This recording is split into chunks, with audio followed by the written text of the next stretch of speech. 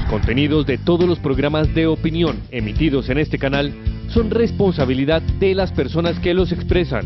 Por lo tanto, no comprometen la línea editorial del canal. Queridos hermanos, comenzamos hoy el 13º capítulo de esta serie sobre la guerra espiritual. En este capítulo voy a continuar con la lectura comentada de el libro de los jueces, el capítulo 6, la historia de Gedeón, a quien el Señor elige para luchar defendiendo a su pueblo contra las invasiones de los madianitas. Habíamos visto la vez anterior cómo se le aparece el ángel, que es el general de los ejércitos angélicos de Dios, y le comunica la misión que Dios le da de salir a defender a su pueblo y de ir al frente de las tropas del pueblo de Israel contra los madianitas. Recuerden ustedes cómo él se sentía incapaz de hacer esta obra, pero sobre todo dudaba de si lo que estaba viendo o oyendo era realmente de Dios. Y entonces pide un primer signo, que es ver si Dios acepta un sacrificio que él le ofrece. Y sale fuego de la roca, y efectivamente este es un signo para él de que Dios nuestro Señor es el que lo envía a esta tarea, a esta misión. Eso le da confianza y la posibilidad de ponerse al frente de las tropas, de convocarlas. En el versículo 36 del capítulo 6, Gedeón le pide ahora un signo, otro signo a Dios. Y ya no es un signo referido a la identidad de Dios, sino referido a la realidad de la victoria, la seguridad de la victoria en esta guerra a la que se lo envía. Y le dice Gedeón al Señor: para saber si verdaderamente vas a salvar por mi mano a Israel, como has dicho, voy a tender un vellón sobre la era, un vellón, un cuerito de cordero. Si hay rocío solamente sobre el vellón y todo el suelo queda seco, sabré que tú salvarás a Israel por mi mano, como has prometido. Notemos esa frase: vas a salvar a Israel por mi mano. Gedeón es bien consciente de que no es él el que salva a Israel, sino que él le presta la mano al Señor para que el Señor la use, pero que el que vence y salva es el Señor. Él confía en el Señor y le atribuye el protagonismo en esta obra salvadora. Eso hace grato a Gedeón a los ojos de Dios, porque no se atribuye la victoria ni arrebata la gloria que le pertenece al Señor, es decir, está yendo a la guerra en la verdad. Pero Gedeón le pide un signo que lo asegure acerca de la victoria. Va a poner un velloncito sobre la tierra para que pase allí la noche, y si hay rocío solamente sobre el vellón y todo el suelo queda seco, sabré que tú salvarás a Israel por mi mano, como has prometido. El vellón se refiere al mismo Gedeón. Hay un juego de palabras que no se puede traducir al castellano en el hebreo, que con el nombre de Gedeón y con la palabra velloncito. Entonces, a ver si el rocío va a estar solamente sobre Gedeón. El rocío aquí, la gracia de Dios, va a estar con Gedeón, con él, y no con la tierra, con toda la tierra. Así sucedió, y Gedeón se levantó de madrugada, estrujó el vellón y exprimió su rocío, y era una vasija llena de agua, un rocío abundante, porque en Israel, en la Palestina, el rocío por la noche es como una especie de llovizna que riega la tierra. Y entonces Gedeón le dijo a Dios, todavía pide un signo mayor, o de nuevo, le dice al Señor: no te irrites contra mí, si me atrevo a hablar de nuevo. Por favor, quisiera hacer por última vez la prueba con el vellón. Ahora que quede seco solo el vellón y que haya rocío por todo el suelo. Y Dios lo hizo así. Aquella noche quedó seco solamente el vellón y por todo el suelo había rocío. Ahora es a ver si el Señor va a regar la tierra suya y no a los enemigos. No entramos en más detalles sobre este doble signo. Los santos padres han visto en esto signos del Nuevo Testamento, pero no podemos detenernos en analizar la teología que hay detrás de este doble signo del vellón. Pasamos entonces ahora a comentar el capítulo 7 del libro de los Jueces. El Señor reduce el ejército de Gedeón, le dice a Gedeón que son demasiados los hombres. Comienza ya la campaña. Gedeón madrugó y acompañado de sus tropas acampó junto a la ciudad o al lugar de Ein-Jarod, una fuente. El campamento de Madián quedaba al norte del suyo, al pie de la colina de Moré en el valle. Y el Señor le dijo a Gedeón: los hombres que te acompañan son demasiado numerosos como para que yo entregue a Madián en tus manos. A ver si Israel se va a enorgullecer de ello a mi costa diciendo: mi propia mano me ha salvado. Así que pregona esto a oídos del pueblo. El que tenga miedo y tiemble, que se vuelva y mire desde el monte Gelboé. 22.000 hombres de la tropa se volvieron y quedaron 10.000. Fíjense que había un número como de 30.000 guerreros o soldados que había convocado Gedeón de distintas tribus. Y el Señor es muy celoso de su gloria por el bien del pueblo, para que nadie se arrogue la obra de la gracia y entre en ese error tremendo. Entonces el número puede ser una tentación para que se atribuyan la victoria a ellos, al número. Éramos tantos que nosotros ganamos. El Señor está empeñado en que esto no suceda. No lo quiere por el bien del pueblo, porque pensaría que por sí mismo puede vencer. Esto es importante porque más adelante, precisamente, los israelitas van a pedir a Samuel que les nombre un rey para luchar sus batallas, sus propias batallas. Esta tentación que aquí adelanta a Dios nuestro Señor no es ilusoria, es muy real, y después se confirma con la historia. Quedaron pues 10.000 hombres para seguir a Gedeón, y el Señor le insiste: hay todavía demasiada gente, hazlos bajar al agua y allí te los pondré a prueba.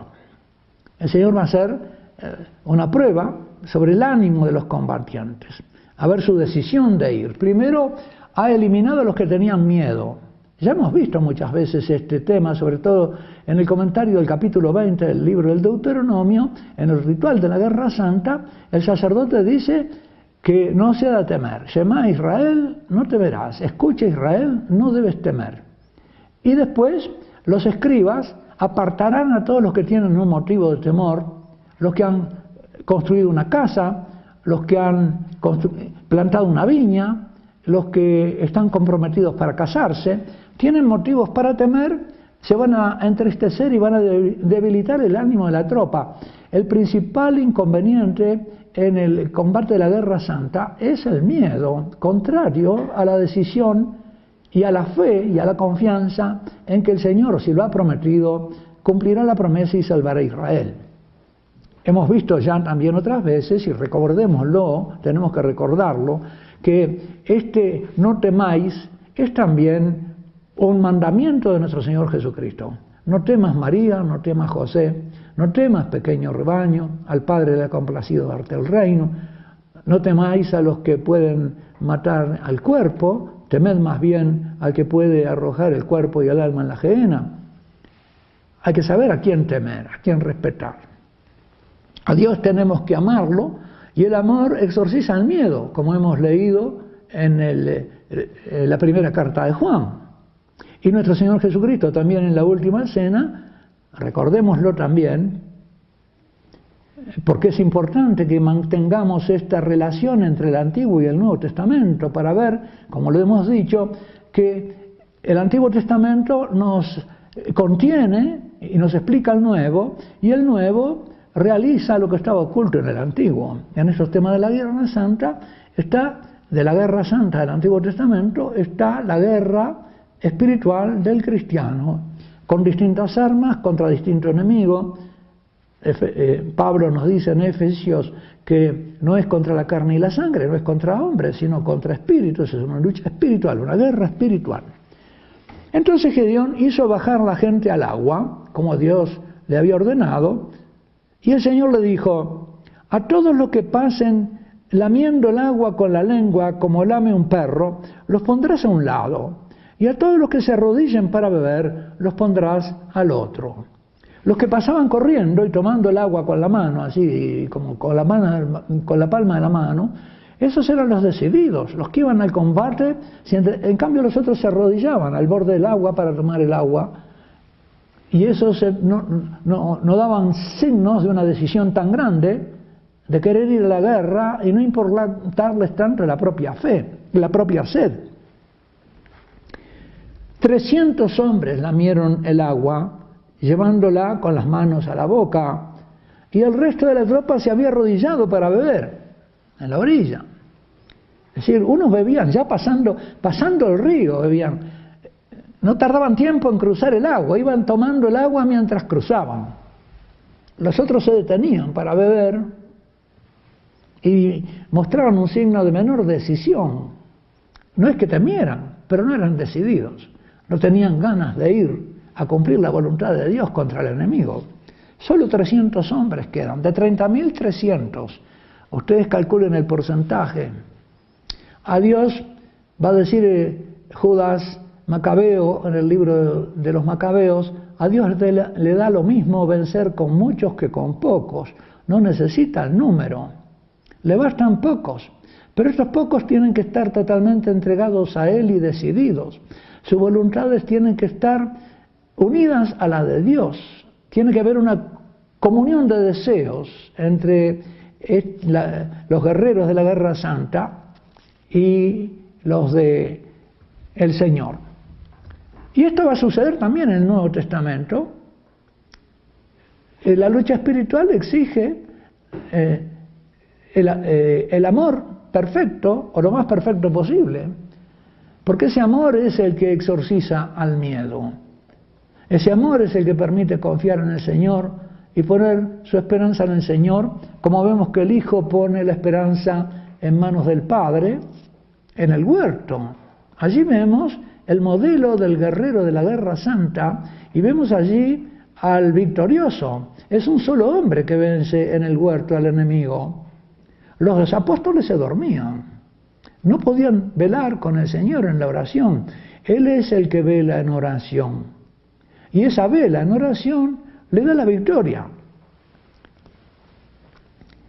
Entonces el Señor dijo a Gedeón: con los 300 hombres que han lamido el agua, yo os salvaré. Fíjense, no es con los hombres, no, con ellos Él los va a salvar. Van a ser el instrumento que el Señor va a usar para salvar Él, no los hombres. Ni siquiera esos 300 decididos son capaces de salvar a Israel con su decisión, pero sí son los servidores que necesita, dóciles, que el Señor necesita para ejecutar su obra. Y entregaré a Madián en tus manos. Esta es la fórmula de la entrega que ya hemos visto en otras veces. Es Dios el que entrega a los enemigos en las manos del guerrero. Que todos los demás vuelvan a sus casas. Tomaron en sus manos las provisiones de la tropa y sus cuernos de guerra, y Gedeón se quedó solo con los 300 hombres, y el resto de los israelitas los envió a sus respectivas tiendas. El campamento de Madián estaba debajo del suyo, en el valle. Ellos estaban en la montaña. Y ahora viene un presagio de la victoria. Aquella noche le dijo el Señor a Gedeón: ponte en marcha y baja al campamento, porque lo he puesto en tus manos. Esta es la fórmula de entrega. Le había dicho que lo iba a entregar. Bueno, ya está puesto en las manos de Gedeón. Y le dice: baja y te vas a convencer de que es así. Claro que para bajar al campamento se necesita coraje. Bajar solo al campamento de los enemigos en la noche se necesita coraje. Pero más se necesita confianza en la palabra del Señor. Y esto es lo que quiere el Señor. Que Gedeón crea en su palabra y que muestre un gesto de confianza. Como vimos que hizo el Señor con Moisés, cuando le ordenó que tirara su bastón al suelo y el bastón se convertía en serpiente, y luego le mandó que tomara la serpiente por la cola. Sabemos todos que la serpiente se toma por la cabeza, que el que la toma por la cola le da un punto de apoyo, la serpiente lo va a morder inexorablemente. Y sin embargo, Moisés obedece, exponiéndose a un riesgo de muerte, toma la serpiente por la cola y se convierte de nuevo en un bastón. Pero este bastón ha cambiado de sentido, ya no es el apoyo material sobre el suelo para afirmarse él mismo, sino que es el apoyo en la palabra del Señor, una nueva seguridad que tiene Moisés de que el Señor está con él y que lo protege y que no lo entrega a la muerte. Algo así sucede con este mismo gesto del Señor cuando lo manda a Gedeón ir por la noche a meterse entre los enemigos, donde seguramente había centinelas. No obstante, si temes bajar, ve primero con tu criado Purá, le permite ir con un compañero, y escucha lo que dicen. Puede ir con su servidor. Seguro que se fortalecerá tu mano con ello y luego bajarás a atacar al campamento. Bajó entonces Gedeón, como le decía el Señor, con su criado, hasta la extremidad de las avanzadillas, de las avanzadas del campamento. Los madianitas y los amalecitas y todos los hijos de Oriente habían caído sobre el valle numerosos como langostas. Sus camellos eran incontables, como la arena de la orilla del mar. Imagínense, él iba con 300 hombres y los otros tenían más que los 30.000 que el Señor le había ordenado licenciar. Lo que el Señor pide de Gedeón es la confianza, queridos hermanos. Fundamental, la confianza. Y nuestro Señor también va a pedir de nosotros la confianza y la docilidad, la obediencia. Le dice a aquel leproso el Señor, aquel leproso que curó el Señor, después de curarlo y darle muestra de su poder, le dice, pero no lo digas a nadie. Y él, que había tenido fe para pedir milagros, no tiene fe para obedecer. Y va y se lo dice a todo el mundo. Desobediente. Acá vemos la obediencia de Gedeón y la confianza de Gedeón. Y Gedeón se acerca entonces a las avanzadillas del campamento enemigo tan numeroso y oyó que un hombre contaba un sueño a su vecino. Decía, he tenido un sueño. Un pan de cebada rodaba por el campamento de Madián, llegaba hasta la tienda, chocaba contra ella y la volcaba, quedándolo de arriba abajo. Es decir, un pan de cebada que rodaba y daba vuelta la tienda del general del ejército. Su vecino le respondió, esto no puede significar más que la espada de Gedeón, hijo de Joás, el israelita. Dios ha entregado en sus manos a Madián y a todo el campamento. Reconoce el enemigo entonces que se trata de que están derrotados. Ignora naturalmente que los israelitas son solo 300. Cuando Gedeón oyó la narración del sueño y su explicación, se postró delante del Señor, volvió al campamento de Israel y dijo, y dio la orden de ataque, en marcha, porque el Señor ha puesto en vuestras manos el campamento de Madián. Y entonces comienza un ataque por sorpresa. Gedeón dividió a los 300 hombres en 3 cuerpos, les dio a todos cuernos y cántaros, no llevan espadas, cántaros vacíos, con antorchas dentro de los cántaros, y les dijo, fijaos en mí y haced todos al mismo tiempo lo que hago yo. Cuando llegue yo al extremo del campamento, haced vosotros lo que me veáis hacer. Cuando yo y todos mis compañeros toquemos los cuernos, los tocaréis también vosotros y gritaréis por Yahvé y por Gedeón. Gedeón y los 100 hombres que le acompañaron llegaron al extremo del campamento al comienzo de la guardia de la medianoche, cuando acababan de hacer el relevo de los centinelas. Tocaron los cuernos, rompieron los cántaros que llevaban en la mano, hicieron nada más que ruido, y entonces los 3 cuerpos del ejército tocaron a su vez los cuernos y rompieron los cántaros. Llevaban en la izquierda las antorchas y en la derecha los cuernos para poder tocarlos, ninguna espada. Y gritaron, la espada, por Yahvé y por Gedeón.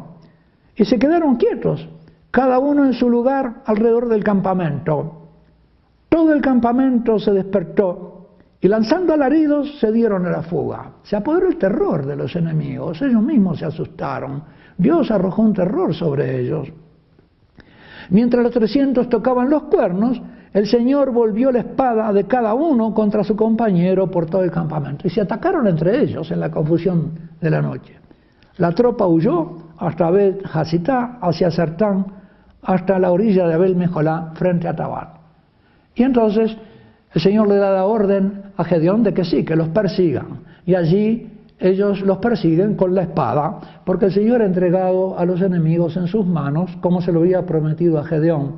Y lo había hecho con solo 300 valientes que no iban con armas, porque Dios es celoso, no quiere que nos atribuyamos sus obras y por nuestro bien. Queridos hermanos, aprendamos de esto lo que el Señor quiere, confiemos en su gracia, estemos dispuestos a seguir sus inspiraciones y el Señor nos dará la victoria en la guerra espiritual en que los bautizados estamos en el mundo. Que Dios Todopoderoso los bendiga, el Padre, el Hijo, el Espíritu Santo, y los espero en el capítulo 14, el próximo capítulo de esta serie sobre la guerra espiritual. Seguiremos leyendo las Sagradas Escrituras.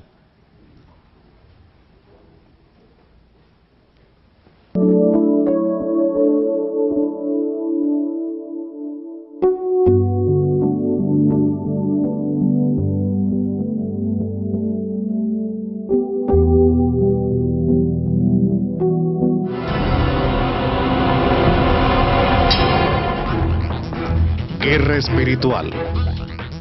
Conduce Padre Horacio Bojorge.